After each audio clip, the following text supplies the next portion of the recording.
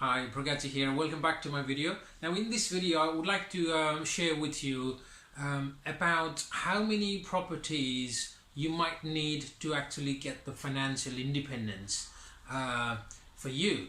Now I'm talking from a UK market point of view. So I've done a little research just a while ago and figured out that an average household expenditure per month in the UK is just around 2,500.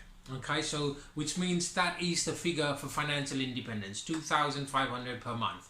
Now what I wanted to talk about is how many such properties you might need to achieve that financial independence. Now from experience and through other resources that I also know that it is very realistic to achieve about £300 cash flow per month per property through rental.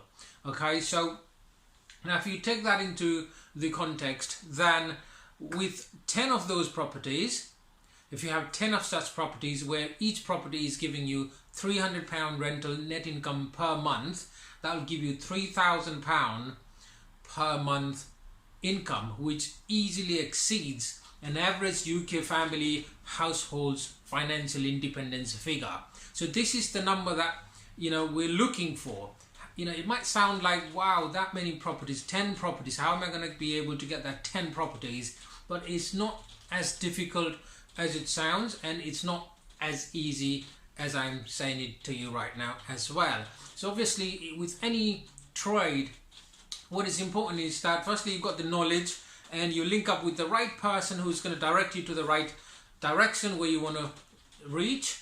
And of course in a financial, the funds is always a priority no matter what. So to start with, you need to have some sort of a base fund which will allow you to jump into the ladder, if you like, the property investment ladder. And once you know how the funding works, once you know the refurbishment costs, the property prices, how they go up and down, how to add value in the property, then it is quite easy to sort of duplicate your process and speed up your acquisition of properties, allowing you to achieve your financial independence quicker than what you think, really. So I've had some experience on this personally, and I'm not any expert, but I'm more than happy to share what I've learned. Not everything might exactly fit with your category, because your situation is different from mine, but I'm just an average guy, average person who's just happy with what has happened in terms of property investment so far, and that's what I'm sharing. And I'm sure in future I will come across struggles and hurdles as well, which I'll be more than happy to share with you, and hopefully you don't have to go through that. So yeah, that's what I think, really. So in summary, about 10 average properties I'm talking about. Again, I'm not talking about high spec $1 million properties here. These properties are around 100,000. I'm talking about £100,000 worth of properties, which will give you net cash flow of £250 to £300 per month. And now you can easily find those sort of property up north, Aberdeen.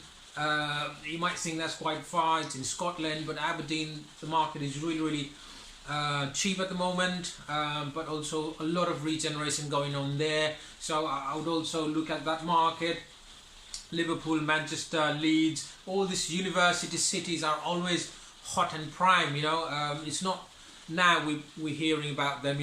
We heard about them even 10 years ago. So these markets are always there, and will always be there.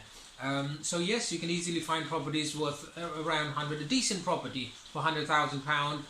If you are an investor, then you want at least £25,000 worth of £25,000 as a deposit, which is the 25% of 100,000, just for an example. And with all your miscellaneous costs and all that, 30k. Now I do have another video which I previously made about how to invest 30k into UK property market, so please do go and check that out if you want to have a look at that. I just want to make it clear here that I'm talking about an average UK family home here. So when I said 2,500, that is the national statistics. That's the figure that I've got. So of course, each of our financial independence figures are different. For some it could be less than that. For some it could be £5,000 per month. And also I'm talking about a property that is not too expensive, so which an everyday average person can afford. As big as it sounds, it is achievable. So yeah, just make it clear that again. So the financial independence figure is for a UK average household, and also the property we're talking about is around £100,000 worth of property, which is affordable by an average person in the UK, right? So hopefully that will make it clear, because of course, like I said, it's not going to apply for everybody. For those whose financial independence figure is £5,000, £6,000, then your target would be higher. Maybe your the type of property and the value of the property would be bigger as well.